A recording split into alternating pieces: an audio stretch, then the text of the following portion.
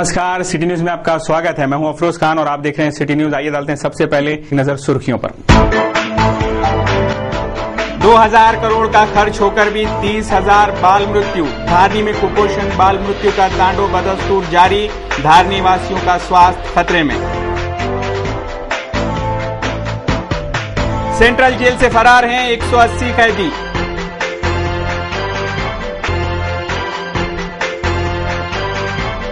फरार कुख्यात आरोपी संकेत ठक्कर पुलिस शिकंजे में।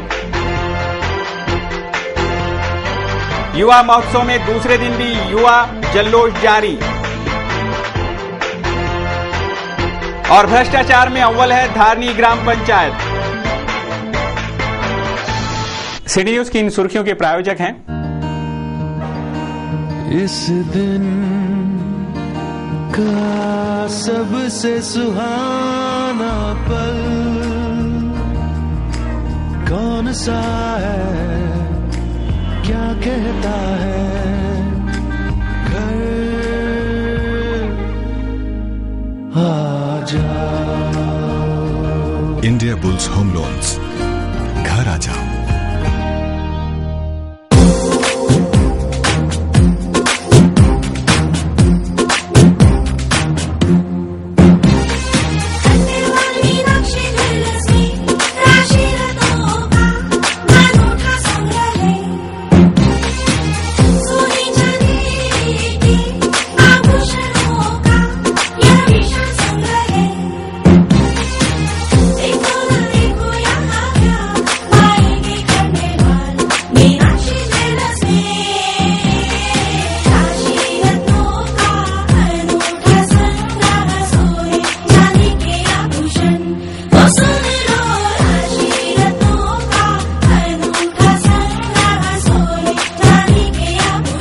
खंडेलवाल मीनाक्षी ज्वेलर्स, धान की सुविधा भी यहाँ उपलब्ध है।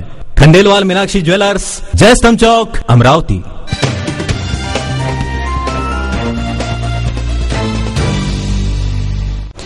सिटी न्यूज में फिर से आपका स्वागत है। अब देखते हैं संपूर्ण समाचार विस्तार से।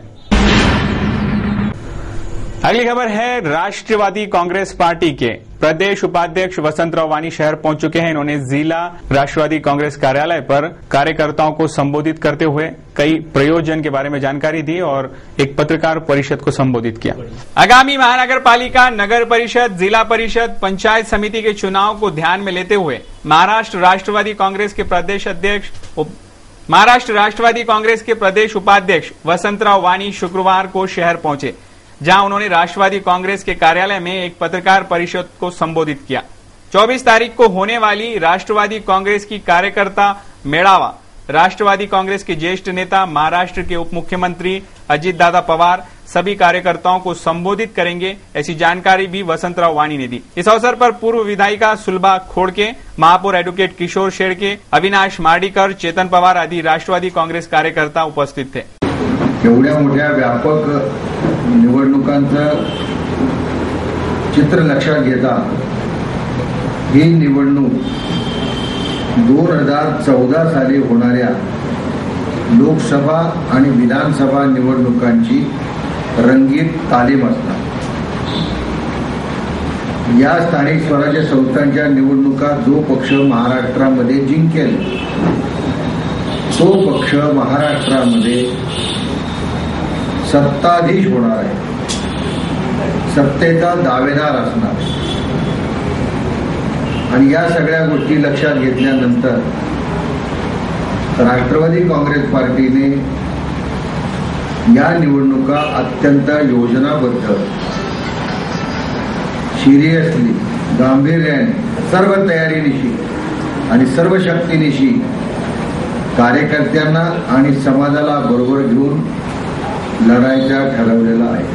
24 तारखेला ज्ञानेश्वर सभागृह, संत ज्ञानेश्वर सांस्कृतिक सभागृह या ठिकाणी ते पश्चिम महाराष्ट्रातल्या प्रमुख कार्यकर्त्यांचं शिबिर होणार आहे।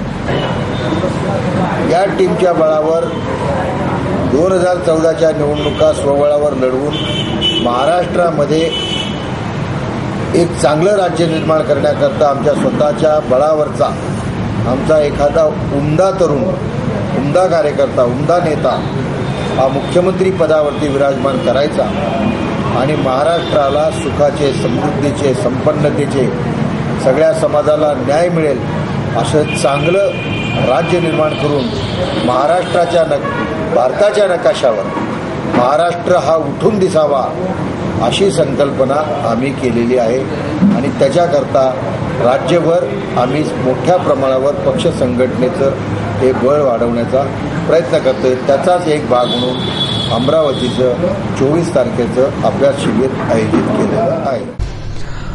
अगली खबर अमरावती जिले के सबसे बड़ी ग्राम पंचायत है धारनी ग्राम पंचायत। ये ग्राम पंचायत जिले की बड़ी ग्राम पंचायत होने के साथ भ्रष्टाचार, हड़बड़ी, घपले इनमें भी अव्वल स्थान प्राप्त कर चुकी है, जिसकी वजह से धारनी वासियों के स्वास्थ्य और इनके ऊपर कई खतरों के बादल मंडरा रहे हैं। मेलघाट का धारनी ये परिक्षेत्र पूरे विदर्भ सहित महाराष्ट्र भर में परिचित है। यहाँ का सौंदर्य सभी को प्रसन्न कर देता है, पर यही परिक्षेत्र कलंक रूपी कुपोषण की वजह से पूरी तरह से कुपोषित हो चुका है, जिसने प्रशासन और शासन को तक नहीं बख्शा। धारनी ग्राम पंचायत की करतूतों की वजह से पूरे शहर वासियों के स्वास्थ्य पर भी खतरे के बादल मंडराते नजर आ रहे हैं। पूरे शहर को गंदगी के साम्राज्य ने घेरे रखा है। पीने का पानी तक स्वच्छ नहीं रहा। जगह जगहों पर फूटे पाइपलाइन की वजह से नलों में आ रहा पानी अजीबो गजीब रंग का हो गया है। इतने पर भी भ्रष्टाचार, हड़बड़िया, घपले आदि में अव्वल क्रमांक प्राप्त कर चुके धारनी ग्राम पंचायत के आला अफसरों सहित लोक प्रतिनिधियों को इन समस्याओं पर ध्यान देने फुर्सत ही नहीं मिल रही। ऐसा आरोप धारनी के कई लोग कर रहे हैं। धारनी में ऐसी गंदगी पूरी है। वार्ड नंबर 1 से लेकर वार्ड नंबर 6 तक जितने भी मेंबर है सब काम करने लायक नहीं है। और एक्चुअली पोजीशन है जो मेरा आदमी इंटरव्यू ले रहा है वो एक्चुअली देख के गए कि भाई यहाँ क्या पोजीशन है और क्या करा हुआ है। ये जो अभी आपने बताया यहाँ पर ये जो ग्राम पंचायत की मेन वाल है, मेन पाइपलाइन है, इससे पूरे गांव को, धारनी शहर को पानी पुरोठा हो रहा है। हाँ। उसके बारे में आप जरा जानकारी देंगे जरा। हाँ, तो ये जो मेन लाइन है और ये पूरे लाइन टाके में गई है पानी की, और ये टाके से जरिए पूरे धारनी को सप्लाई हो रहा है और पूरा गंदा पानी पूरा नाली के अंदर जा रहा है, पूरा आ रहा है। ये पूरी एक्चुअली पोजीशन देखी हुई है और ये टोटल धारनी के लोग इस पानी को पी रहे हैं। ये जो पानी की समस्या है धारनी में, आज ये वार्ड नहीं, आज ये वार्ड नंबर 6 है। ये वार्ड नंबर 6 में भी आज ये परिस्थिति है जो कि नाली से दूषित पानी मिल रहा है और लोगों को उसके वजह से कई बीमारी हो रही है। गैस्ट्रो हो रहा है और डायरिया हो रहा है, ये फुट, और उसके बराबर इसके साथ में मलेरिया भी हो रहा है। और अभी हमने ग्राम पंचायत में अभी एक नारू कीड़ा पकड़ के लेके गए हैं जो कि यही पानी से, गंदगी का, संडास का, बाथरूम का दूषित पानी से लोगों को बहुत बुरी बीमारी हो रही है। और ये जो धारनी क्षेत्र है इसमें जो लोग हैं, ये लोग ना मतलब ये है कि भाई उनको कुछ ये समझता नहीं है, पढ़े लिखे नहीं है, उनको कायदा कानून के बारे में कुछ समझता नहीं है। और जो धारनी के ग्राम पंचायत के सदस्य हैं उनको ये घुमाते रहते हैं, आज नहीं कल हो जाएगा, कल नहीं परसों हो जाएगा, और ये होता नहीं है। जबकि आज गटर का पानी पूरा धारनी पी रहा है, उसके लिए कुछ आवाज़ नहीं उठा रही है ग्राम पंचायत, BDO साहब, ये सब सोए हैं अभी तक। जबकि स्ट्रीट लाइट नहीं है धारनी में, मूत्री घर नहीं है, शौचालय नहीं है, कचरा कुंडी नहीं है। ये हमने अभी तक निवेदन दे चुके हैं, लेकिन हाँ बोलते हैं, अभी तक करते नहीं है, बस उनके खीसे गर्म कर रहे हैं अभी तक वो। अमरावती जिले की सबसे बड़ी ग्राम पंचायत है धारनी ग्राम पंचायत। ये ग्राम पंचायत जिले की बड़ी ग्राम पंचायत होने के साथ भ्रष्टाचार, हड़बड़ी, घपले इनमें भी अव्वल स्थान प्राप्त कर चुकी है। ऐसा आरोप इन प्रत्यक्षदर्शियों का है। धारनी ग्राम पंचायत की इतनी निष्क्रियता होने के कारण धारनी की जनता की क्या राय है धारनी ग्राम पंचायत के बारे में और धारनी के पदाधिकारी के बारे में, वो खुद अपने को बयां करेंगे। क्या कहना है तुम्हारा ग्राम पंचायत के बारे में और इनके ग्राम पंचायत के प्रशासन के बारे में, धारनी के बारे में? यहाँ पर पानी खराब आता, साफ नहीं आता, पूरे यहाँ से वहाँ तक नाली बहती, आगे से भी पूरे घर में गंदगी हो गई है, बैठने को जगह नहीं है, नालियाँ बहती रहती 24 घंटे। बच्ची इतनी बीमार थी, सीरियस, रात को भी बहुत ज्यादा हो गई। और आप क्या बोलेंगे ग्राम पंचायत के बारे में? धारनी पंचायत के बारे में क्या बोलेंगे? लाइट नहीं है इधर, कुछ नहीं, घरों के सामने नालियाँ है, रातों में सांप आते हैं, छोटे छोटे बच्चे हैं इधर, लोगों के घर सामने आधी रात को पेशाब को, गरीब इंसान के घर में बाथरूम नहीं, कुछ नहीं, बाहर निकलता है, बाथरूम नहीं, सारे जमाने भर की गंदगी। देखो सामने, घर के सामने देखो, तो घर के पीछे देखो, आगे देखो, सब गंदगी। अमरावती जिले की सबसे बड़ी तहसील धारनी शहर है और सबसे बड़ी ग्राम पंचायत अमरावती जिले की धारनी ग्राम पंचायत है, जिसमें महाराष्ट्र गवर्नमेंट के तरफ से हर महीने हर साल लाखों रुपए का निधि आता है ग्राम पंचायत के विकास के लिए। लाखों बोलने के बाद में करोड़ों रुपए आता है, लेकिन आज भी धारनी ग्राम पंचायत की स्थिति जस की तस है और यहाँ पर गंदगी का साम्राज्य फैला हुआ है। आज भी लोग गंदा पानी पी रहे हैं धारनी के लोग, और ये प्रशासन सोया हुआ है यहाँ पर। सरपंच इसके लिए कौन जिम्मेदार है, सरपंच, उप सरपंच या सदस्य? इस कारण से पूरे शहर में गंदगी का साम्राज्य फैला हुआ है। लोगों को, आदिवासी लोगों को संक्रामक बीमारियों के चपेट में जाना पड़ रहा है। गैस्ट्रो, डायरिया जैसी बड़ी बड़ी बीमारियां हो रही है। इसलिए जिला प्रशासन क्या कर रहा है इसके लिए? इसलिए ये सिटी चैनल के माध्यम से जिला प्रशासन को ये आगाह करता है सिटी चैनल कि धारनी जैसे सबसे बड़े आदिवासी विभाग को ऊपर ध्यान देकर यहाँ की समस्याओं को सुलझाना चाहिए। धारनी से कैमरामैन संदीप राउत के साथ राजेश मालवीय की रिपोर्ट।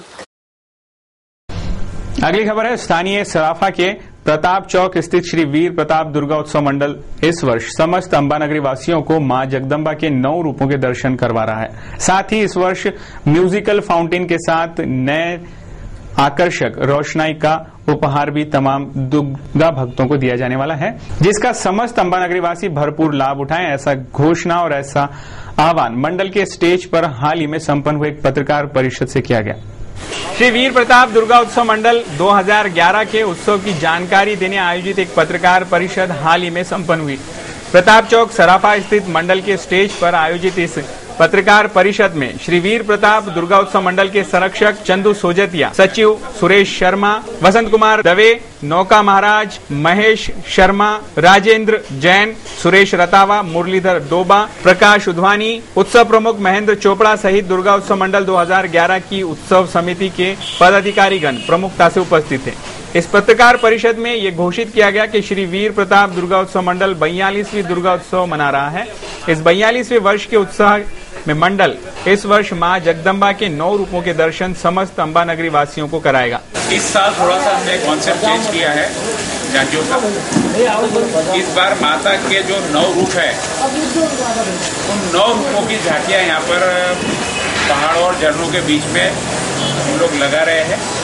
पूरे परिसर को आकर्षक रोशनाइयों से सजाने के साथ प्रताप चौक के फाउंटेन को म्यूजिकल फाउंटेन के रूप में शुरू कराने की जानकारी भी इस वक्त दी गई। जो प्रताप चौक का ओरिजिनल जो फव्वारा है, वो पूरा लाइट और साउंड म्यूजिकल फव्वारे के रूप में इस बार उसको हम लोग परिवर्तित कर रहे हैं। एक झांकी के रूप में वो फव्वारा भी रहेगा, म्यूजिकल फाउंटेन। इस वर्ष का नवरात्रि उत्सव 28 सितंबर से शुरू हो रहा है। इस प्रथम दिन दोपहर 4 बजे मां जगदम्बा के 9 अवतारों की विशाल शोभा यात्रा निकालकर विधिवत घट स्थापना होगी। सभी भक्त इस शोभा यात्रा में हिस्सा लेवें, ऐसा आह्वान भी पत्रकार परिषद से किया गया। ये श्री वीर प्रताप मंडल इसी तरह से हर वर्ष दुर्गा उत्सव बड़े धूमधाम से मनाता है। ये परंपरा 42 सालों से बदस्तूर जारी है। Bureau report, city news. अगली खबर है वन रक्षक पद भर्ती की। वन रक्षक भर्ती प्रक्रिया में हुई अफरा तफरी तथा असुविधाओं की वजह से वन रक्षक पद भर्ती काफी चर्चा में है। शहर के सभी संगठनों ने इस भर्ती प्रक्रिया को गलत तथा नियम बाह्य बताकर भर्ती प्रक्रिया रद्द करने की मांग की है। इसके चलते शुक्रवार को युवक कांग्रेस और NSUI के संयुक्त तत्वावधान में वन रक्षक पद भर्ती रद्द करने की मांग को लेकर प्रादेशिक वन रक्षक अधिकारी को एक ज्ञापन सौंपा गया। वन रक्षक भर्ती प्रक्रिया जो नियम बाह्य एवं लापरवाह तरीके से हाल ही में ली गई, इस भर्ती प्रक्रिया में शामिल हुए उम्मीदवारों को काफी असुविधा एवं तकलीफें झेलनी पड़ी। कई उम्मीदवार चक्कर आने से गिर पड़े, जिन्हें इरविन अस्पताल में भर्ती करना पड़ा। वन रक्षक भर्ती प्रक्रिया के पहले चरण में ली गई थी चाल चाचनी परीक्षा नियम बाह्य है। इस मामले को लेकर युवक कांग्रेस और NSU के संयुक्त तत्वावधान में वन रक्षक भर्ती प्रक्रिया रद्द करने हेतु प्रादेशिक वन रक्षक अधिकारी को ज्ञापन सौंपा। इस ज्ञापन में पद भर्ती प्रक्रिया रद्द करने के लिए कार्यकर्ताओं ने 26 सवाल उठाए। प्रशासन चाल चाचनी ले रहा है या मैराथन? बताया जाता है कि वन रक्षक भर्ती प्रक्रिया में प्रशासन ने उम्मीदवारों से DD के जरिए करोड़ों रुपए जमा किए, लेकिन सुविधा एवं सुरक्षा के कोई इंतजाम नहीं मुहैया कराए गए। क्या चाल चाचनी में चलना पड़ता है, दौड़ना पड़ता है या चक्कर लगाने पड़ते हैं? इस बात को लेकर उमेदवारों के मन में संभ्रम था। वन विभागाच्या ज्या भरती इथे आल्या, या वन विभागाच्या भरतीत काफी सारा इथे घोळ झालेला आहे। या घोळ प्रकरणी आम्ही वन विभागाच्या अधिकाऱ्याला निवेदन दिले, पण आम्हाला त्यांनी सॅटिस्फॅक्टरी उत्तर इथे दिलेलं नाही. इथे त्यांचं म्हणणं आहे की जी चाल परीक्षा यांनी घेतली त्या चाल परीक्षा न राहता त्याच्यात धावणं सुद्धा अलाउड आहे, पण त्यांनी जी ऍड दिली होती पेपरला तिथे असं कुठेही नमूद केलेलं नाही की तुम्ही धावू शकता बा म्हणून. जिथे तुम्ही सरळ नमूद कोणताही विद्यार्थी समजा त्यांच्या पात्र लेवलमध्ये नसेल बसत तर ते अपात्र करतात, पण जिथे गव्हर्नमेंटने जी चूक केलेली आहे, जिथे त्यांनी सरळ लिहिलेलं आहे की बाई ही चाल परीक्षा आहे, तरी विद्यार्थी धावून तिथे पोहोचून त्यांना पात्र ठरवण्यात आले. लोकांना पात्र त्यांनी ठरवलं आणि वन विभागाला आम्ही आता निवेदन दिलेलं आहे आणि त्यांनी आम्हाला 4 वाजेपर्यंत त्या 26 प्रश्नांवरती उत्तर देऊ याचा त्यांनी आम्हाला आश्वासन दिलं आहे. जर 4 वाजता आम्ही त्या प्रश्नांनी सॅटिस्फाईड नाही राहू तर आम्ही आंदोलनास उतरू आणि ही भरती प्रक्रिया थांबवण्याचा प्रयत्न करू. अगली खबर है महाराष्ट्र जीवन प्राधिकरण की. महाराष्ट्र जीवन प्राधिकरण विभाग की लापरवाही एक बार फिर सामने आई है. प्रवीण नगर परिसर की पीवीसी मुख्य पाइपलाइन लीक होने से लाखों लीटर पानी का नुकसान हुआ तथा परिसर के नागरिकों को काफी परेशानियां झेलनी पड़ी. अगली खबर है अमरावती यूनिवर्सिटी से. संत गाडगे बाबा अमरावती विश्वविद्यालय के युवा महोत्सव में दूसरे दिन भी बड़ा ही उत्साह एवं जल्लोष देखने को मिला. विभिन्न सांस्कृतिक कार्यक्रमों द्वारा महाविद्यालयीन छात्रों ने अपनी कला संस्कृति का प्रदर्शन किया. रंगारंग वस्त्र पहने कलाकारों से पूरा परिसर सजा दिखाई दे रहा था. महाविद्यालयीन जीवन यादगार होता है. जो इस दौर से गुजरे हैं उन्हें ही पता है. महाविद्यालय का सत्र शुरू होते ही युवा वर्ग में युवा महोत्सव की लहर दौड़ती है. सब छात्र युवा महोत्सव की तैयारियों में लग जाते हैं. युवा महोत्सव में सहभागिता दर्शाने के लिए सभी छात्र उत्साहित रहते हैं, क्योंकि ये युवा महोत्सव होता ही इतना सदाबहार और लाजवाब. विद्यार्थियों की शिक्षा के साथ सांस्कृतिक और कला गुणों को बढ़ावा देने के लिए देश के सभी विश्वविद्यालय द्वारा युवा महोत्सव का आयोजन करके मंच उपलब्ध कराया जाता है.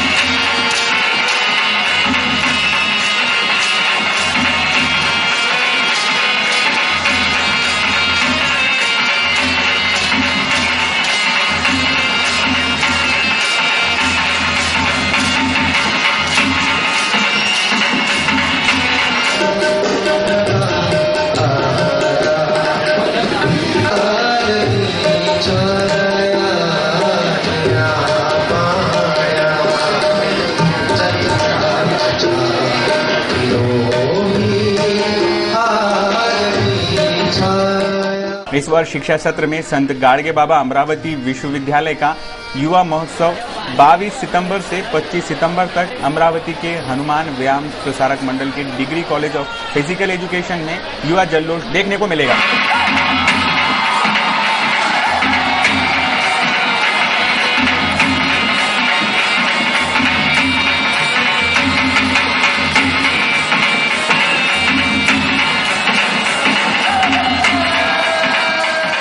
इसलिए अमरावती के रसिक वर्ग, कला प्रेमी और कलाकारों को इस आयोजन का विशेष आकर्षण है. एक तरफ यड़कोट यड़कोट जय मल्हार का जय घोष, तो दूसरी ओर ढोल ताशों की गूंज तथा घुंघरू पैजन की झनकार.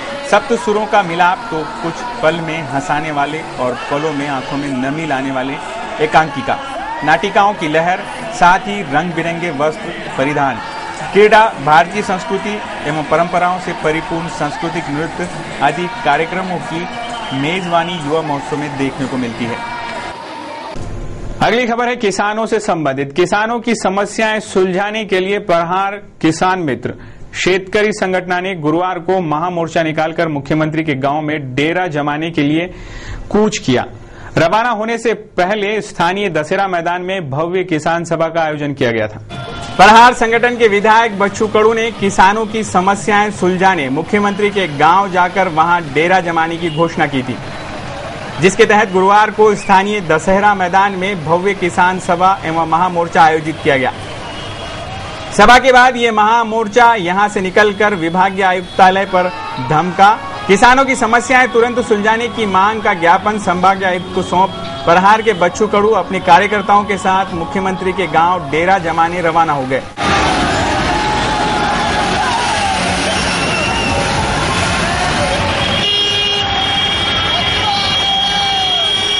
रवाना होने से पहले विधायक कडू ने सिटी न्यूज को आंदोलन के रूपरेषा की जानकारी दी. पेरणी ते कापणीपर्यंत सगळेच्या सगळं काम MRHS मधून घ्यावं, म्हणजे एक फॉर्म 4 काम अशा प्रकारचे त्या मागणीमुळे आमचं साध्य होणार आहे. आणि मग प्रकल्पग्रस्ताचा सुद्धा 101,34,000 प्रकल्पग्रस्त आज देशधडीला लावलेला आहे. अफजलखानानं जे कृती या महाराष्ट्रात केली नाही त्याच्यापेक्षा भयानक कृती हे सरकार प्रकल्पग्रस्तासोबत करतात. आणि मग या विविध मागण्या घेत स्वामीनाथनचा शिफारस असेल, नरेंद्र जाधव समितीची शिफारस असेल किंवा आमच्या गावातल्या गोरगरिबाच्या शेतकरी शेतमजुरांच्या घरकुलाचा प्रश्न असेल, हे सगळे प्रश्न घेत आम्ही मुख्यमंत्र्यांच्या गावी जाणार आहोत. गावाचे प्रश्न गावात सोडणार. अगली खबर है सेंट्रल जेल की। अमरावती का सेंट्रल जेल ये मध्यवर्ती जेल है। इस जेल में 12,500 कैदी सजा काट रहे हैं। तो इसी जेल से 180 कैदी फरार हो चुके हैं, जिनमें से 4 कैदी पिछले 20 वर्षों के पीरियड में भी पुलिस के हाथ नहीं लग पाए हैं, ऐसी जानकारी सूत्रों ने दी है। सेंट्रल जेल के आधिकारिक सूत्रों से प्राप्त जानकारी के अनुसार सेंट्रल जेल से कुछ 180 कैदी फरार हो चुके हैं, जो आज तक पुलिस के हाथ नहीं लगे हैं। इनमें से 4 कैदी तो पिछले 20 सालों से फरार हैं। ये सारे कैदी वे हैं जिन्हें सजा के बाद यहां बंदी बनाया गया, जिसके दौरान उन्हें कुछ दिन छुट्टी के दिए गए, पर छुट्टी पर गए इन 180 कैदियों में से एक भी वापस नहीं लौटा है। ना ही पुलिस इन्हें ढूंढकर जेल में ला पाई है।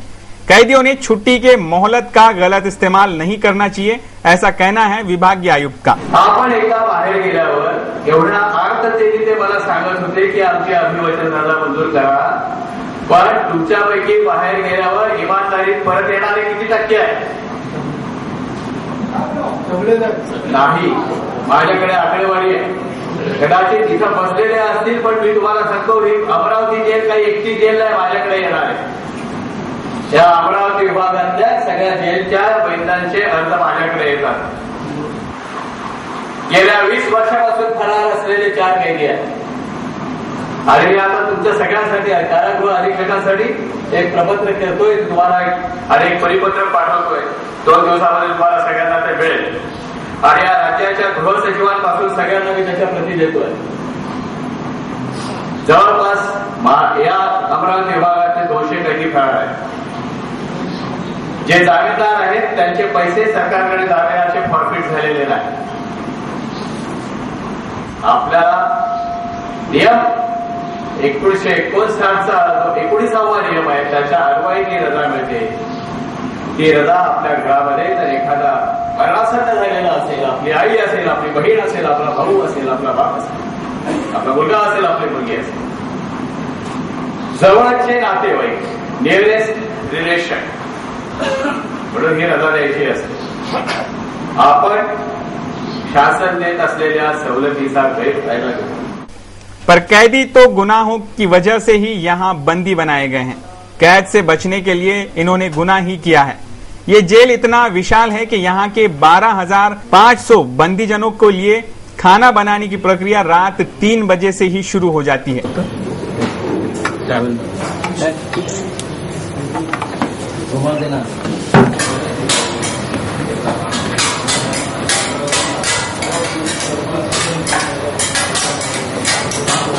अत्याधुनिक पाकगृह में ये खाना तैयार किया जाता है। कई स्वतंत्र संग्राम सेनानी यहाँ बंदी बनकर रह चुके हैं, जिनमें दिवंगत राष्ट्रपति सहित कईयों का समावेश है।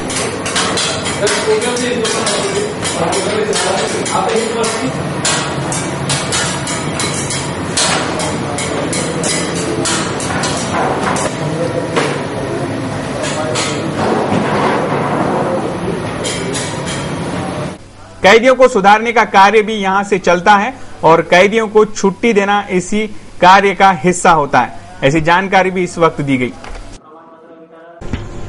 अगली खबर है, अंबादेवी मंदिर में नवरात्रि महोत्सव में भारी संख्या में भाविक भक्तों का मेला लगता है। राज्य के कई इलाकों से भक्तगण देवी दर्शन के लिए आते हैं। अंबादेवी महोत्सव में शांति एवं सुव्यवस्था अबाधित रखने तथा सुरक्षा के कई इंतजाम कराने के लिए अमरावती के पुलिस आयुक्त अमितेश कुमार ने हाल ही में अंबादेवी मंदिर परिसर का जायजा लिया तथा परिसर के दुकानदारों को भी स्पष्ट रूप से निर्देश दिए।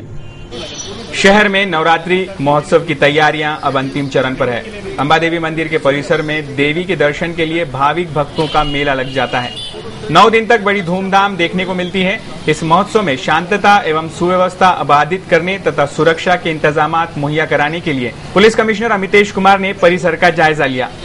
अंबादेवी महोत्सव की सुरक्षा को ध्यान में लेते हुए वहां पुलिस विभाग द्वारा 300 होमगार्ड बाहर तैनात किए जाएंगे। एसआरपीएफ के जवान तथा स्थानीय traffic police commando, crowd control, bomb शोधक पथक, महिला पुलिसकर्मी आदि की मदद से कड़ी सुरक्षा मुहैया कराई जाएगी। अंबादेवी मंदिर के अंदर सीसीटीवी कैमरे लगाए जाएंगे तथा 9 कैमरे बाहर के परिसर में लगाए जाएंगे। परिसर में 2 मुख्य कंट्रोल चौकियां होंगी, एक मंदिर परिसर में और दूसरी गांधी चौक में होगी। परिसर में वाहनों की पार्किंग पर भी विशेष व्यवस्था रखी गई है। इसी तरह अंबादेवी महोत्सव के सुरक्षा इंतजाम किए जाएंगे, ऐसी जानकारी सीपी अमितेश कुमार ने दी तथा अंबादेवी परिसर के दुकानदारों को पार्किंग के लिए रास्तों पर स्टॉल न लगाने के निर्देश दिए गए। अगली खबर है फरार आरोपी की। कुछ दिन पहले हीरा कॉलोनी परिसर का संकेत ठक्कर नामक बदमाश पीसीआर के दौरान राजापेट पुलिस थाने से फरार हुआ था। भारी खोज के बाद इस आरोपी को मध्य प्रदेश के ग्वालियर शहर से हिरासत में लेकर जेल रवाना किया गया। हीरा कॉलोनी गोपाल नगर निवासी आरोपी संकेत ठक्कर, जिस पर 394 का आरोप दर्ज था, कुछ दिन पहले अपने पीसीआर के दौरान संकेत राजापेट पुलिस थाने से फरार हुआ था, जिसके कारण राजापेट पुलिस थाने के 4 पुलिसकर्मी सस्पेंड हो गए थे। इस मामले से बौखलाए पुलिसकर्मियों ने संकेत की पूरी तरह छानबीन शुरू की। गुप्त माहिती के आधार पर पता चला कि संकेत मध्य प्रदेश के ग्वालियर में अपने जमाई के घर रहता है। पुलिस ने शिकंजा कस के आरोपी संकेत ठक्कर को ग्वालियर से हिरासत में लिया और उसने संकेत सहित 2 अन्य साथियों को भी जेल रवाना किया। कुख्यात आरोपी संकेत ठक्कर पर 224, 392, 394 के तहत चोरी, लूटपाट के कई मामले शहर के पुलिस थाने। अगली खबर है जमील कॉलोनी से। कुछ दिन पहले जमील कॉलोनी परिसर के इलेक्ट्रिक ट्रांसफार्मर की काम करते समय 32 वर्षीय राजेश माहुलकर नामक बिजली कर्मी की बिजली के तारों पर गिरने से दर्दनाक मौत हो गई थी, जिससे परिसर में खलबली मच गई थी। कुछ ही दिन पहले जमील कॉलोनी परिसर में इलेक्ट्रिकल ट्रांसफार्मर का काम करते समय दिनेश दशरथ माहुलकर इस बिजली कर्मी की बिजली के करंट लगने से मौत हो गई थी तथा सहयोगी बादल घोटकर गंभीर रूप से जख्मी हुआ था। लेकिन ताजुब की बात यह है कि इतनी बड़ी घटना होने के बाद भी उस काम के बिजली ठेकेदार चंद्रशेखर पाठ ने मृतकों को और जख्मी घायल को देखने तक नहीं आया और न ही घटनास्थल के काम को देखा। बताया जाता है कि ठेकेदार ने इस काम में पूरी तरह से लापरवाही बरती है तथा डीपी सुधार के काम में लोहे की सीढ़ी इस्तेमाल की गई। नियमानुसार लोहे की सीढ़ी पर काम नहीं किया जा सकता। ये लापरवाही नहीं तो क्या है। घटना वाले दिन से बिजली ठेकेदार चंद्रशेखर पाटने का मोबाइल भी बंद है और वो फरार हो गया है। इस मामले में मृतक दीपक उर्फ राजू माहुलकर के परिजनों ने बिजली ठेकेदार चंद्रशेखर पाटने को जिम्मेदार ठहराया और उसके खिलाफ नागपुरी गेट पुलिस स्टेशन में लापरवाही का मामला दर्ज किया। अगली खबर है मेलघाट की। मेलघाट को विदर्भ का नंदनवन माना जाता है, पर यही मेलघाट धारनी में पांव पसार रहे कुपोषण की वजह से दूर दूर तक परिचित हो चुका है। 1993 साल से खारिया टेम्ब्रू नामक गांव से शुरू हुआ था ये कुपोषण। आज तक 30,000 बच्चों की बलि ले चुका है। ये बाल मृत्यु रोकने 2000 करोड़ रुपए खर्च किए गए, फिर भी कुपोषण का ये मृत्यु तांडव बदस्तूर जारी है, जो गहन चिंता का विषय बना हुआ है। मेलघाट का कुपोषण नामक कलंक धोने के प्रयास की तहत अब तक 2000 करोड़ रुपयों का सरकारी निधि खर्चा किया गया है। 18 साल में 2000 करोड़ रुपए का निधि खर्चा होने के बावजूद भी 30,000 बाल मृत्यु का आंकड़ा पार हो चुका है। करोड़ों रुपए खर्चा करने वाले राज्यकर्ता एनजीओ, इन सभी के लिए ये बड़े शर्म की बात है। मेलघाट में 320 एनजीओ कार्यरत है, जिन्हें सरकारी निधि के अलावा विदेशी संस्थाएं भी भरपूर मदद राशि भेजते रहती है। आंकड़े बयां करते हैं यहाँ की वस्तुस्थिति, फिर भी प्रशासन शासन के आंखों की नींद खुलने का नाम ही नहीं ले रही। मेलघाट में गांव भी 320 है और एनजीओ भी, तो फिर आज तक यहाँ का कुपोषण क्यों नहीं मिटता, ये सवाल सभी के गहन चिंता का विषय बन गया है। सरकारी आंकड़े बोलते हैं कि 6 माह में यहाँ कुपोषण की वजह से 700 से ज्यादा बाल मृत्यु हुए हैं। ये तो है सरकारी आंकड़े, वस्तुस्थिति तो इससे भी ज्यादा खराब है, जो सभी मानते हैं। फिर भी करोड़ों रुपयों का निधि खर्चा होने के बावजूद ये मृत्यु तांडव बदस्तूर जारी है, जो प्रशासन और लोक प्रतिनिधि भी मानते हैं। मेलघाट की खबर और कुपोषण के बारे में फेस टू फेस जानकारी देने के लिए आज हमारे पास में धारनी सरपंच संगठन के तहसील अध्यक्ष शिवपाल पाल आज हमारे सिटी न्यूज चैनल के माध्यम से पूरे मेलघाट की कुपोषण की स्थिति के बारे में जानकारी देंगे। तो हमारे आज इस मेलघाट के फेस टू फेस कार्यक्रम के अंदर आपका स्वागत है श्रीपाल जी, और इसमें जानकारी देने के लिए आपका बहुत बहुत स्वागत करता हूँ मैं सिटी चैनल के माध्यम से। धन्यवाद राजेश मालवी जी।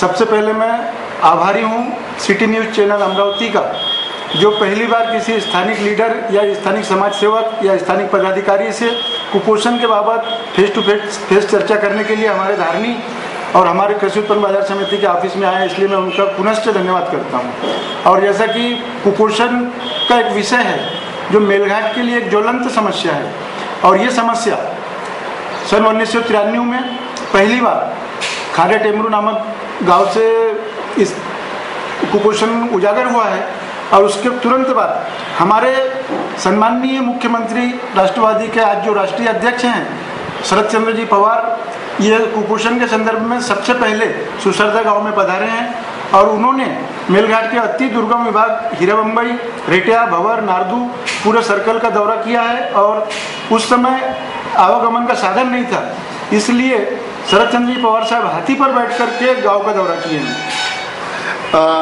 एक बात सबसे बड़ी मैं जानना चाहता हूँ कि मेलघाट के आदिवासियों में कुपोषण जो होता है वो कुपोषण की स्थिति कैसी पैदा होती है, तो जो आदिवासी बच्चों में ही क्यों ज़्यादा प्रमाण में होता है, और आदिवासी बच्चे की ही मौत सबसे ज़्यादा क्यों होती है मेलघाट के अंदर, उसके बारे में आप प्रकाश डालेंगे। मैं कुपोषण के विषय में जो आदिवासी बच्चों के साथ जुड़ा हुआ है, सबसे पहले तो मैं ये बात कहना चाहूँगा कि हमारे यहाँ मेलघाट में जब से कुपोषण नामक ये कलंक हमारे मेलघाट के ऊपर आया है, तब से यहाँ पर एनजीओ के रूप में मधुमक्खे के छत्ते के जैसे एनजीओ यहाँ पर फैल गए हैं।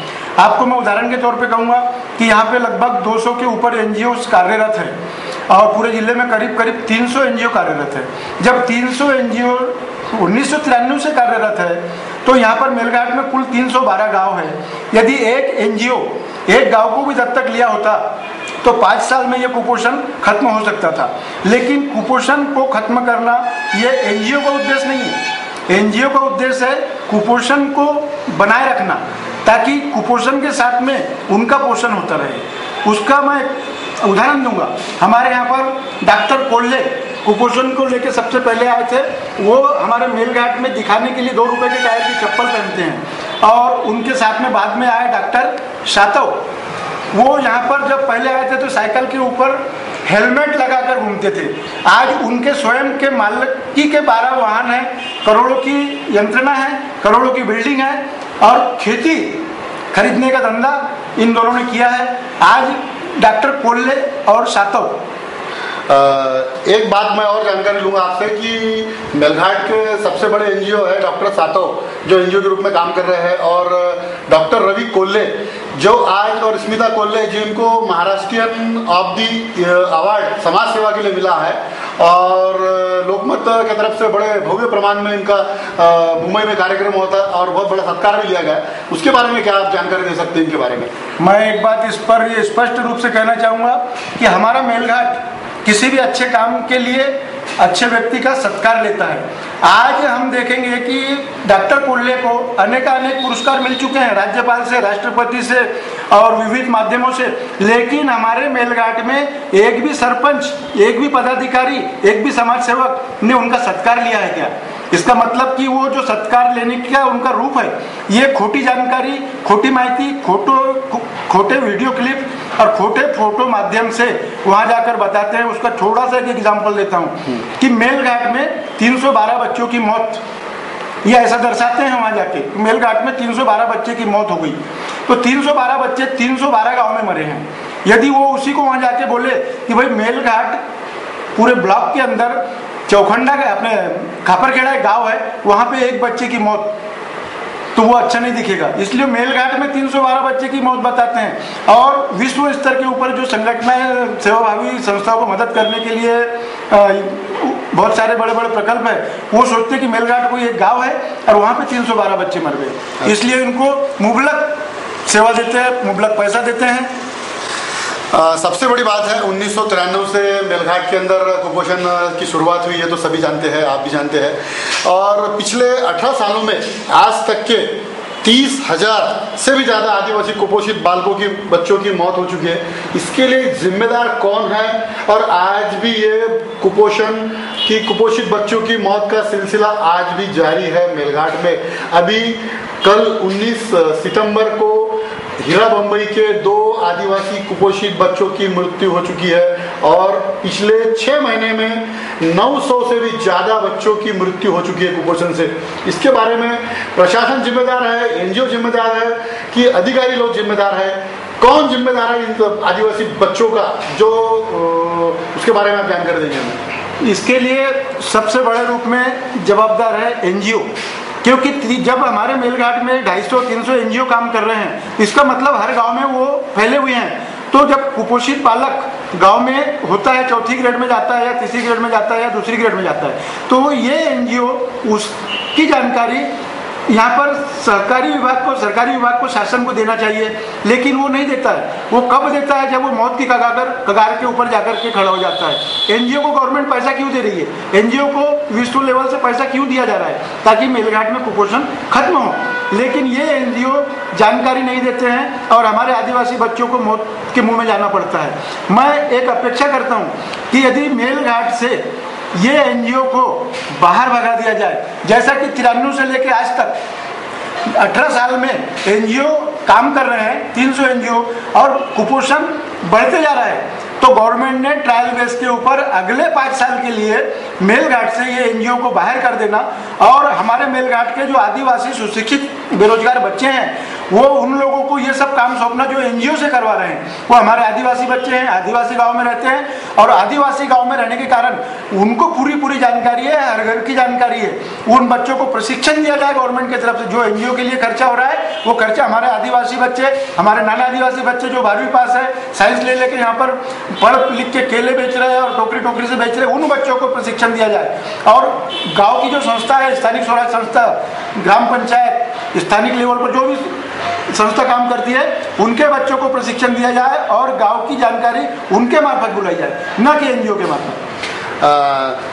सिटी चैनल के माध्यम से आप और क्या संदेश देना चाहते हैं जिला प्रशासन को? सिटी चैनल के माध्यम से मैं सबसे बड़ा संदेश ये देना चाहता हूँ कि जैसा अभी वो अपना मुद्दा कुपोषण का ही था, उसी से संबंधित है। हमारे मेलघाट से आज आदिवासी पूरे तरह जागरूक हो गए हैं। हजारों की संख्या में ये बाहर काम करने के लिए आसपास की सिटी शहरों में जाते हैं, लेकिन ये एनजीओ दूसरे दिन तबाही मचा देते हैं कलेक्टर ऑफिस में जाके, कमिश्नर ऑफिस में जाके, कि हमारे मेलघाट से आदिवासियों का पलायन हो रहा है, हमारे मेलघाट से आदिवासियों का पलायन हो रहा है। तो मैं उनसे ये पूछता हूं कि जो तुम्हारे 200, 250, 300 एनजीओ यहाँ काम कर रहे हैं, उसके मार्फत विविध शहरों से यहाँ पर हजारों की संख्या में तुम्हारे सेवाभावी संस्था के मार्फत जो काम करने वाले लड़के हैं, तो तुम्हारे स्थानिक गाँव में प्लेन का जो भी गाँव हो, तिवसा हो, चांदूर बाजार हो, आसपास का पूना हो, तो वहां से जो बच्चे यहाँ मेलघाट में काम करने के लिए आ रहे हैं, क्या उनका भी पलायन हो रहा है? ऐसा पेपर में उधर देते हैं क्या? तो फिर हमारे बच्चे जब ज्यादा कमाने के लिए बाहर जा रहे हैं तो उनको कमाने दिया जाए। उनको मेहनत से पैसे कमाने की बजाय यदि वहाँ पे आसानी से 250-300 रुपये रोज मिलता है तो वो हक उनको दिया जाए। वो भारत में ही कमा रहे हैं। बिहार के बच्चे, यूपी के बच्चे बम्बई में आके कमा सकते हैं, तो हमारे बच्चे के आकोट और रिवर खेड़ में जाके नहीं कमा सकते। तो रोजगार के साधन जहाँ भी ज्यादा पैसा देगा, आदिवासी को वहाँ जाने की मुभा होना चाहिए। जिले के पालक मंत्री तथा कृषि मंत्री राधाकृष्ण विखे पाटिल साहब ने डीपीडीसी की मीटिंग में अमरावती में एक कार्यक्रम के दौरान उन्होंने ये कहा था जिलाधीश श्रीमती ऋचा बागला मैडम को, कि मेलघाट सहित पूरे जिले में जितनी भी एनजीओ काम कर रही है, उनकी ऑडिट रिपोर्ट पूरी डिटेल्स फॉरेन ग्रांट से लेके जमा खर्च के साथ में मुझे सादर करो, ऐसा उन्होंने आदेश दिया था जिलाधीश को। लेकिन आज पिछले 6 से 7 महीने हो चुके हैं, लेकिन आज तक के जिलाधीश ने जिला पालक मंत्री हमारे राधाकृष्ण विखे पाटिल साहब को आज तक के वो जानकारी नहीं पहुंचाई।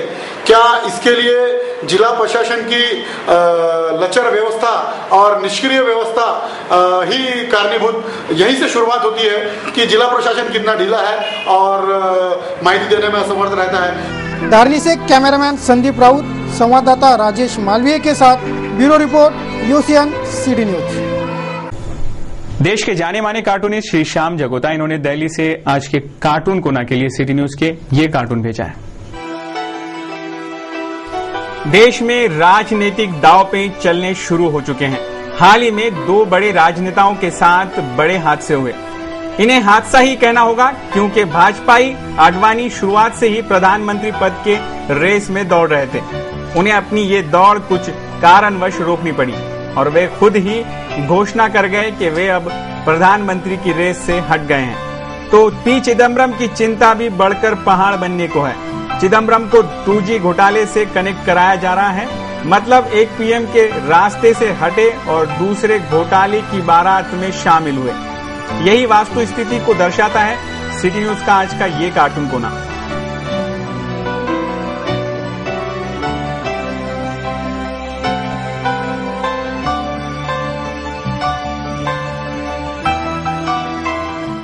तो अभी तक आपने देखे समाचार, एक नजर कुछ और अहम खबरों पर।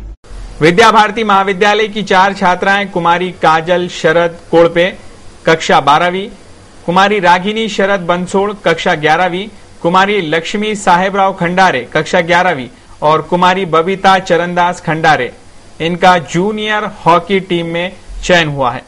ये 4 खिलाड़ी आगामी हॉकी स्पर्धाएं खेलने के लिए पूना रवाना हुई।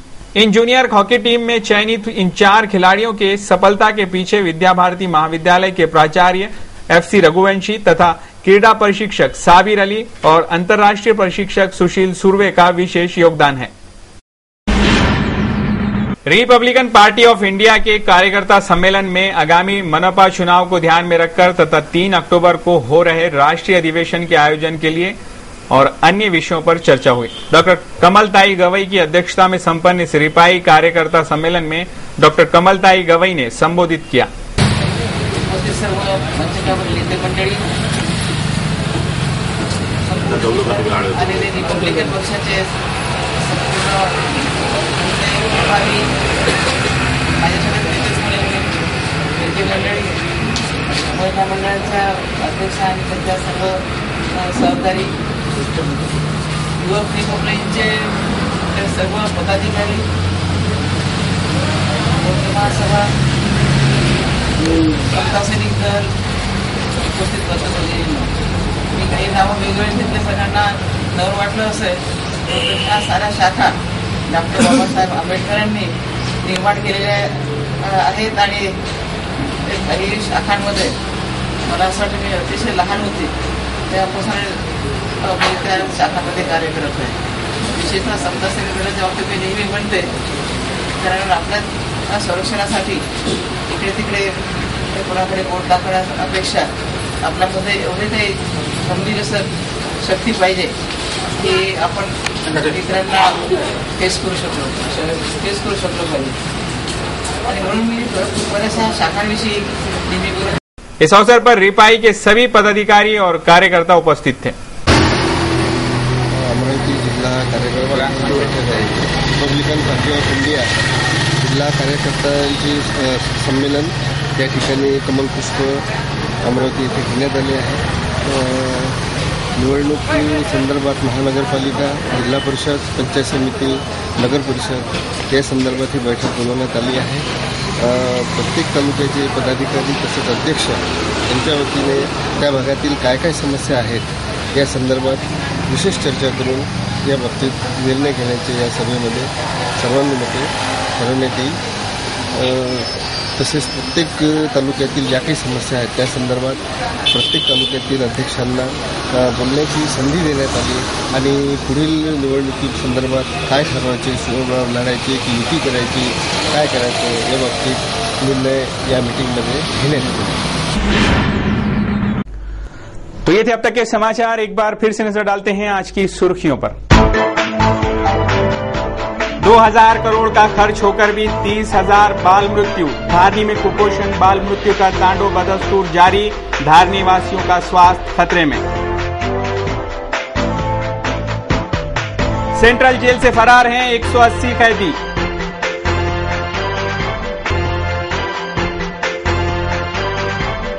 फरार कुख्यात आरोपी संकेत ठक्कर पुलिस शिकंजे में।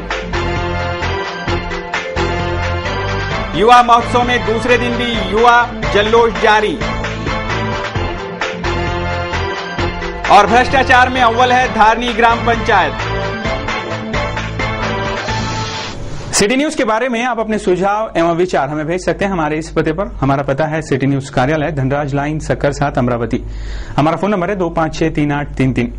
इस समाचार के माध्यम से हम आपको देते रहेंगे शहर की तरोताजा खबरें। सिर्फ देखते रहिए सिटी न्यूज चैनल, हर घंटे होती रहेंगी नए नए खबरों के साथ। फिर मुलाकात देश और दुनिया की खबरों को देखने के लिए, सिटी न्यूज के इस बुलेटिन को देखने के लिए और सिटी न्यूज पर बताए जाने वाले हर कार्यक्रम को देखने के लिए आप लॉग ऑन कर सकते हैं www.citynews.net.in पर। सिटी न्यूज पर लगातार कार्यक्रमों का और समाचारों का सिलसिला जारी है, तो आप देखते रहिए सिटी न्यूज। लेते हैं आपसे इजाजत।